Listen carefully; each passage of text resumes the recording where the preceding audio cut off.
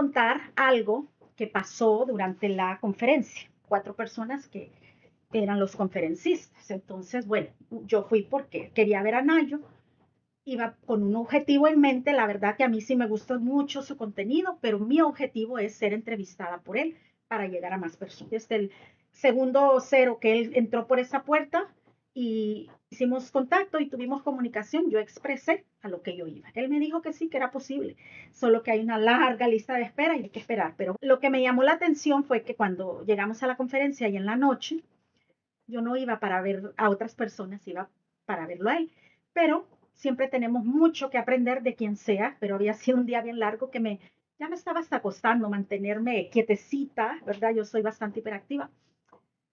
Y expuso una persona que no voy a decir su nombre ni cómo se llama su negocio ni nada. Ese es el ejemplo del tipo de conferencista que yo no quiero ver. Dije, lo único que tengo que aprender muchísimo de esta mujer es lo que uno no debe hacer. Les explico por qué. Se sube y la mujer empieza su conferencia narrando cómo era un día antes de ser rica, porque ahora ella es millonaria, que 8 millones, algo así factura. La verdad, lo que me resonó fue esta historia que dice, tal hora de la mañana, yo era la madrugada, así comenzaban sus días lunes y miércoles, por decir, yo allá haciendo fila para ir al mejor food bank de Florida o de Miami, tampoco me grabé los detalles, pero estaba haciendo fila para pedir comida gratis. Entonces ella enseñaba en la pantalla unas fotos donde después, a las 9 de la mañana, llegaba su esposo y sus hijos para ayudarle a cargar esas barbaridades de comida. Y entonces, después, decía ella, yo me creía libre del tiempo que ella manejaba porque se iba y llamaba, señora fulana, le voy a ir a limpiar su casa hasta las 10 porque no puedo. Cosa que le decían, sí, tú ven cuando quieras porque tú limpias muy bien. Ella enseñaba la foto de esas casas hermosas que ella limpiaba de ricos, lo cual a mí me dice que sí tenía un ingreso y que sí era capaz de sostenerse y de poner comida en su mesa.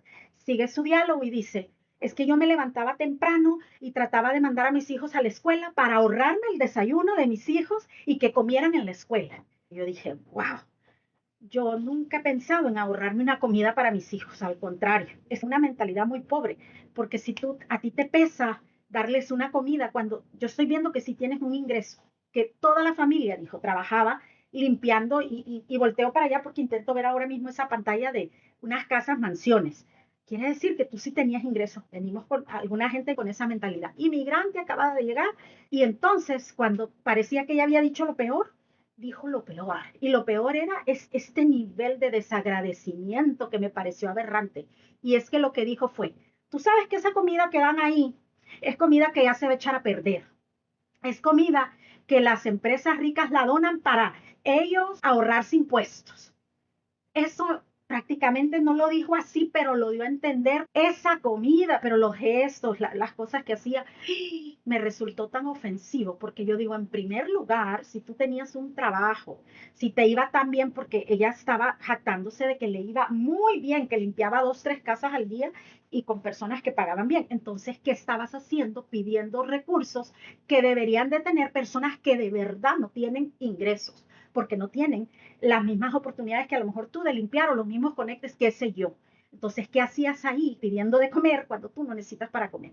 Porque la gente que debería de recibir la comida del food bank, que a mí me gusta ir a ser voluntaria con grupos de jóvenes a veces, no tiene nada que ver con gente que sí puede comer. Eso lo debe de pedir la gente que de verdad lo necesita.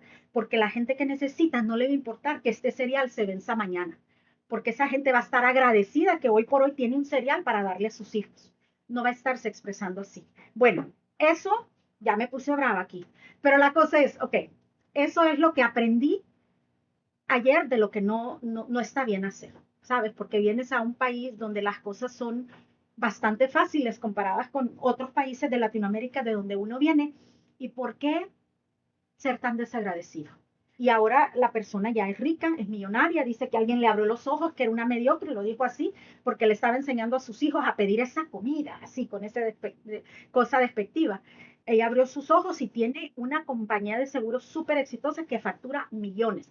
Muchos agentes que trabajan para ella, por cierto, ahí estaban, pero por su diálogo. Y no quisiera juzgarla, simplemente es un mensaje que yo quiero mandar a otras personas y a mí misma. Tenemos que ser más agradecidos, porque si ese es tu diálogo cuando tienes, te puedes imaginar si no tuvieras cómo va a estar entre más agradezcamos, más cosas tienen que venir. Me di cuenta que a veces la gente tiene dinero, pero su mente todavía es de carencia. Si tú te estás quejando por algo que te dieron, estás carente. Bueno, aquí les dejo ya este video y luego vengo con lo que aprendí de otras personas. Bueno, para los que no conozcan a Nayo Escobar, que yo no creo que haya quien no lo conoce, pero puede ser, él es Nayo Escobar, él es mexicano, una persona mexicana que a mí me llamó mucho la atención porque él tiene un podcast que hace entrevistas súper interesantes, hace entrevistas a gente que es muy famosa, pero también hace entrevistas a gente común y corriente como nosotros, ¿verdad? Pero que tenemos historias extraordinarias, algo que a mí se me ha cruzado por la mente hacer de toda la vida. Y de hecho yo lo hago porque mi profesión es así.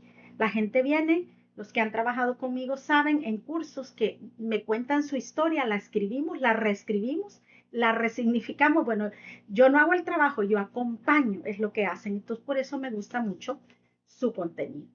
En esa pequeña interacción que tuvimos muy cerquita, porque en el almuerzo pues todo es muy privado, 2 mesas nada más, y eso, él era la figura pública que iba a darnos contenido en ese momento, entonces él habló un tema, él dijo, denme preguntas, yo era la más preguntona de ahí, pero las preguntas no estaban yendo para ningún lado porque nadie estaba realmente preparado para dar preguntas buenas. Entonces, él saca uno de los temas que para él ha sido un exitazo y es que este hombre, de no tener dinero, de no tener nada, de que nadie creyera en él, él llegó a ser rico, muy rico, 16 millones de pesos, creo que es la cifra que he dicho, pero creo que para la pandemia lo perdió todo. Se fue para abajo, se quedó sin nada. Y esta no era la primera vez que eso le sucedía.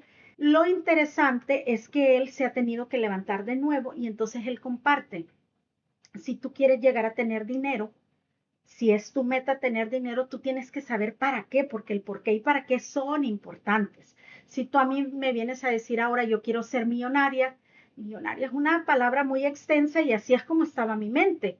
Yo quiero tener el dinero suficiente para vivir toda mi vida, que mis hijos no se tengan que encargar de mí, seguir sosteniendo el nivel de vida que yo tengo, que no es de rica para nada, tengo todo, o sea, yo no me preocupo porque haya leche o comida en la mesa, no tengo que andar pidiendo comida por ningún lado, porque gracias a Dios esta familia tiene los recursos para comer, para vestirse, para el techo, para todo eso. Yo quiero que cuando yo ya no pueda trabajar o me retire, tener la capacidad de pagar todo eso sin preocuparme por los años que yo vaya a vivir. Entonces él da una fórmula y dice, bueno, entonces, haz la cuenta, dijo, haz la cuenta y era como una reflexión, era para algo que tú te llevaras a tu casa y lo hicieras en tu casa. Haz la cuenta cuánto tienes que, con cuánto vives tú, con cuánto vives bien al mes, comida, vivienda, menta, dinero para el doctor, los que no tenemos aseguranza médica porque trabajamos por nuestra cuenta, etcétera, etcétera, etcétera. Si tienes deudas, cuántos son los pagos, cuándo proyectas pagar, etcétera. Entonces dijo, esa cantidad que tú sabes que necesitas para vivir, la vas a multiplicar por los 12 meses del año y luego, más o menos, proyecta, dijo, cuántos años calculas tú que vas a vivir o piensas tú que vas a vivir y no importa si exageramos un poquito el número. Y luego multiplicas la cantidad que tienes que ganar por mes, luego lo multiplicas por cuánto va a ser al año y cuánto va a ser al año por cuántos años vas a supuestamente a vivir o proyectas tu vida. Bueno, yo en corto ahí me puse a hacer la fórmula. Créanme que el hombre hablando, y yo soy muy buena tomando notas, tengo una letra terrible cuando no estoy viendo lo que estoy escribiendo, pero tengo esa habilidad. Puedo hacer letra divina cuando la estoy viendo, pero cuando estoy tomando notas solamente yo voy a entender lo que escribí porque estoy así y viendo al otro y escribiendo en unos jeroglíficos que solo yo voy a entender. Yo tenía mis números y eso me dio una claridad que yo nunca había tenido. Hoy sé la cantidad exacta que necesito tener en el banco para no preocuparme de aquí a que mi esposo y yo nos muramos.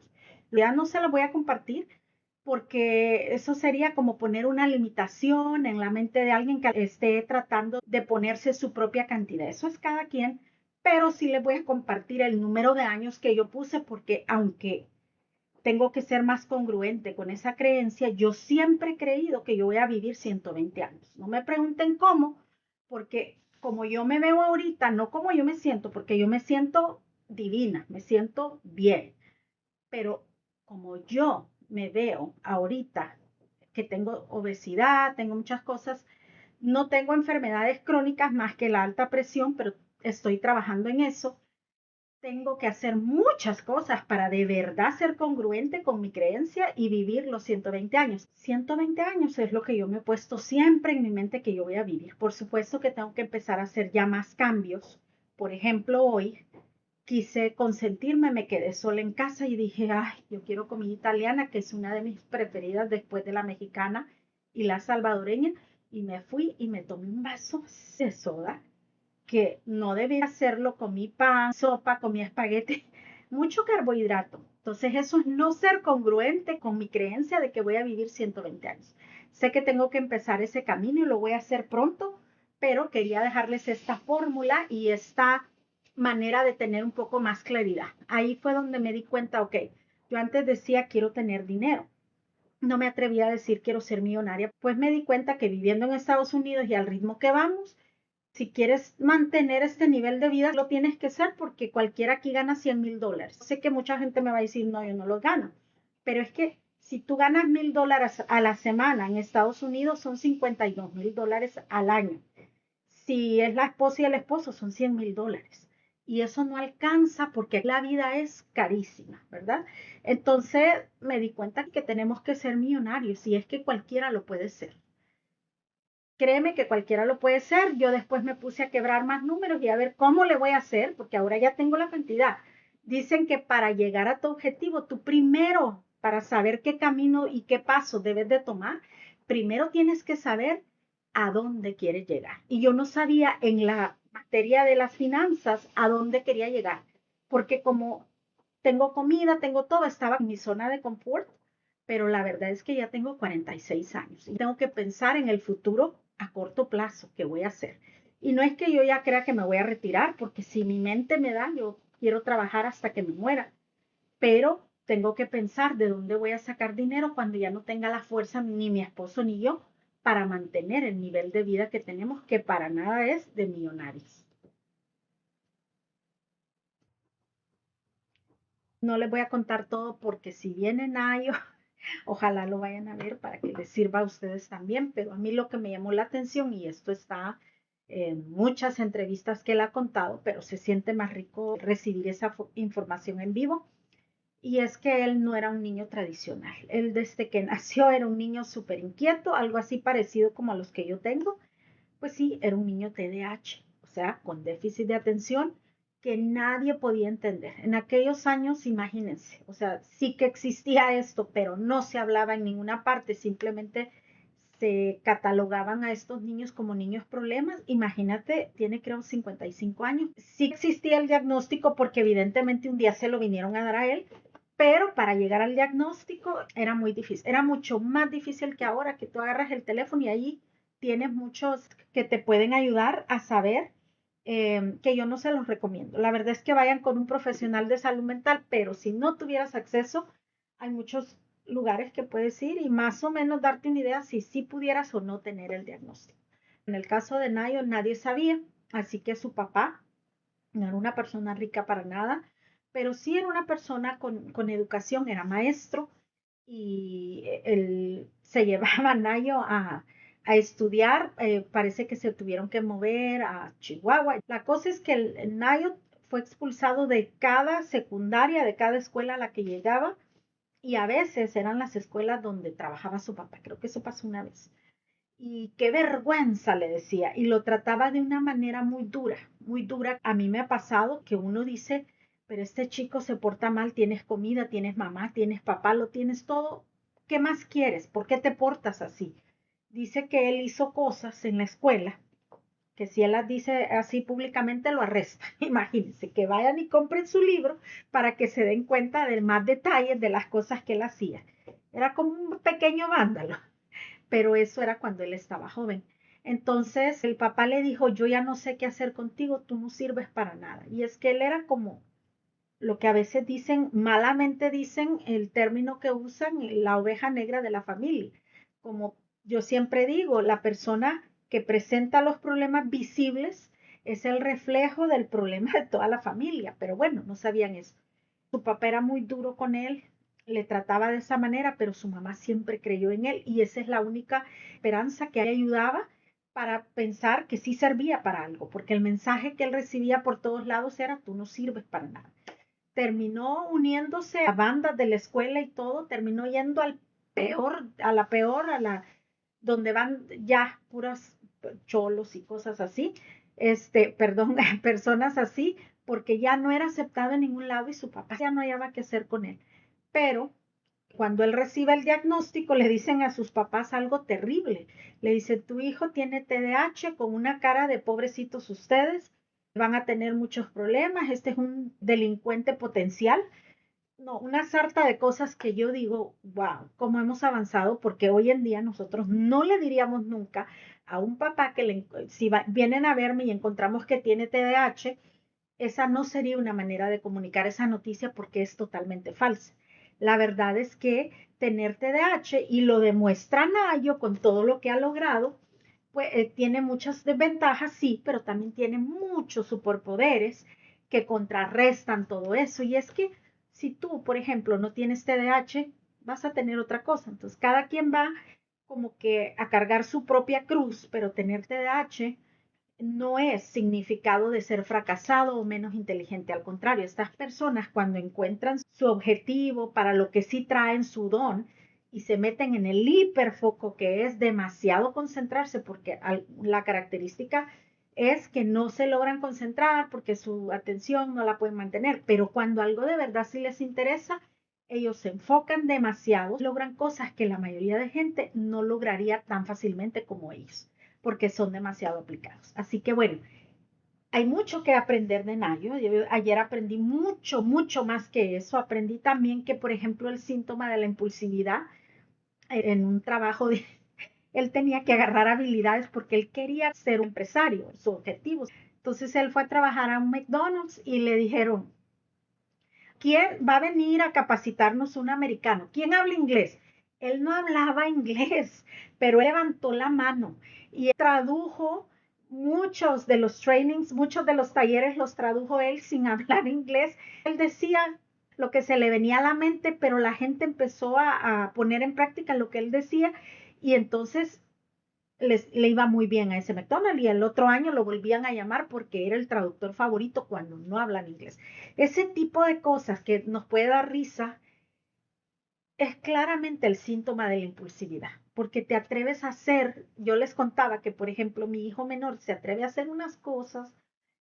Él estaba más pequeño, por ejemplo, fuimos a una montaña enorme, yo muerta de miedo, y él solo le dijeron: así se agarra esto, para allá, para acá, dos, tres instrucciones, y se avienta de la montaña. Ni siquiera usó la cosa esa para aprender que te vas agarrando. eh, Terrible. O sea, tienen ese síntoma de la impulsividad. No es que no tengan miedo, es que el miedo le dan tiempo después, porque como ellos son impulsivos, piensan después de haber actuado. Entonces eso a veces puede ser un superpoder, porque si a uno le da miedo, por ejemplo, abrir un negocio, estos no le piensan, lo abren. Y ya cuando están adentro, miran para atrás y qué miedo, pero ya lo hicieron. Cosas por las que mucha gente no va a lograr el éxito, porque el miedo los paraliza, no lo enfrentan, no lo atraviesan, como yo les he dicho antes. Así que bueno, ahí les dejo lo que aprendí. Y por supuesto, tengo muchos más entrenamientos que ahí vienen, muchos más talleres, muchas más conferencias, y les voy a seguir platicando lo que yo voy aprendiendo aquí del fondo de mi corazón. Siguiendo con la conferencia de anoche, entonces conocí a este hombre que se llama Tony Cortés. En mi vida lo había visto, pero yo lo vi durante el almuerzo y nunca supe que era un conferencista. Simplemente él nos dio la bienvenida antes que llegara Nayo y yo dije: bueno, quizás es del equipo, pero resulta que no, es también conferencista y tuvo un tema bueno. Él habló mucho de los sentimientos. Después resultó que es psicoterapeuta igual que yo, y siendo psicoterapeuta pues tiene mucho sentido que su mensaje resonara conmigo. Dijo muchas cosas. Yo rescato que las mujeres tenemos una manera de pensar, los hombres otra manera de pensar, y él contaba cómo en sus consultas él podía ver que los grandes pleitos entre parejas, porque él veía parejas, eran una cosa de comunicación, de cómo yo veo la vida como mujer, cómo tú ves las cosas como hombre, y como no, al no existir la comunicación, ambos como que, ¿cómo sería la palabra? Porque es que fue tanto lo que él habló que se los estoy tratando de resumir, pero ambas partes como que estaban asumiendo algo que no era, y al no haber comunicación, entonces cada vez se alejaban un poco más. Ese fue uno de los grandes mensajes. El otro gran mensaje fue que a veces los sentimientos solo los tienes que sentir. Por ejemplo, él habló de alguien que se había muerto, que alguien se le había muerto, y es bastante chistoso cuando habla y trata de hacerlo así, un poco dinámico. Entonces él decía: ¿qué se supone que yo le diga? Compadre, lo siento mucho, pero si no lo puedes sentir, o dice que a él se le murió su papá y que alguien fue y le dijo: yo no sé si te duela o no te duela. ¿Y ustedes creen que había una posibilidad que no me doliera? Pues cosas tan tontas como esos que a veces decimos, que nos pueden dar risa ya ahorita, pero que en el momento sí tenemos que pensar. Y el mensaje que él daba era: si no tienes nada que decir, quédate callado, porque a veces quedarse callado es mejor a decir y regarla. También contó, es que no, mejor los dejo que vayan a ver la conferencia, porque yo aquí puedo seguir y seguir y seguir, pero esos fueron los mensajes de Tony Cortés. Después, el otro conferencista se llama Gerardo Oviedo, es él el que está aquí, lo pueden ir a buscar, Gerardo Oviedo. Contó cómo su vida desde muy joven había sido puros desafíos que le habían diagnosticado, incluyendo un tumor que él pasó un mes sin saber si era cancerígeno o no. Bueno, la cosa es que dijo varios desafíos así de fuertes en su vida, y que le dijeron: a las personas que tienen algo como tú no van a vivir hasta los 40. Y hoy día ya han pasado muchos años, él tiene 35 años y dice: no me pienso morir en 5 años, porque todo es mental y todo es, de verdad tiene mucho que ver lo que tú crees y la proyección de vida que tú te des. Por eso en un video anterior les decía: mi proyección de vida es 120 años. Yo sé que no es congruente con estar gordita ahora mismo, porque tengo que cuidar mucho más mi salud, pero está demostrado científicamente, si la expectativa de vida de uno, si su mente de verdad lo cree, tienes más oportunidades. Y yo lo sé porque, miren, honestamente, mi abuelita tiene 90 y no sé qué. Mi bisabuela creo que llegó a los 100. La hermana de mi abuela acaba de morir casi a los 100. Y no eran personas que se cuidaban mucho, honestamente. Mi abuelita está gordita, está hermosa, está bonita. Algún día les pongo una foto. Yo la veo sana dentro de lo que cabe, dentro de lo que es la vejez. Entonces realmente yo creo que es la actitud también.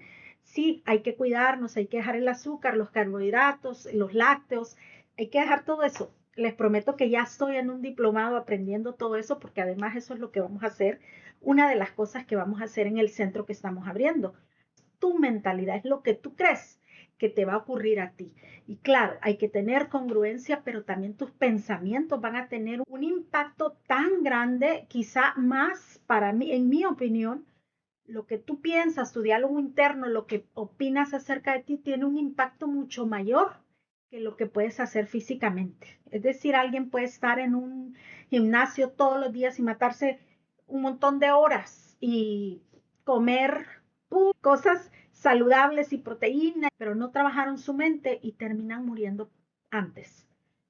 Algunas veces ellos mismos se ocasionan eso, porque su mentalidad no estaba así. He oído casos tanto que se cuidaba y miren lo que le pasó. O sea, una cosa de pronto pasa. Entonces, el mensaje es: hay que poner la mentalidad, no importa tus circunstancias y eso. Ya vengo con el último mensaje de esa conferencia, que otra vez es acerca de Nairo Escobar. No se lo pueden perder porque es un mensaje hermosísimo, que a mí me resonó muchísimo, pero estoy seguro que a muchos de ustedes también.